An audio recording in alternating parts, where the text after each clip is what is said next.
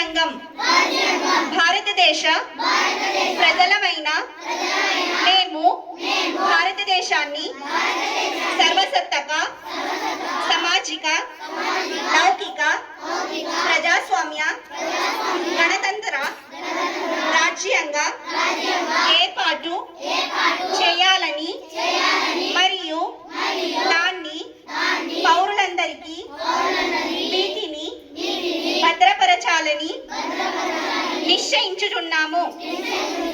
న్యాయం, సామాజిక, ఆర్థిక మరియు రాజకీయ ఆలోచన వ్యక్తీకరణ, నమ్మకం, విశ్వాసం మరియు ఆరాధనలో స్వేచ్ఛ, హోదా మరియు అవకాశాల సమానత్వం మరియు వ్యక్తి గౌరవాన్ని మరియు దేశ ఐక్యత మరియు సమగ్రతను నిర్ధారిస్తూ వారందరిలో సోదర భావాన్ని పెంపొందించడానికి 1949 నవంబర్ 26వ తేదీన మన రాజ్యాంగ సభలో దీని ద్వారా ఈ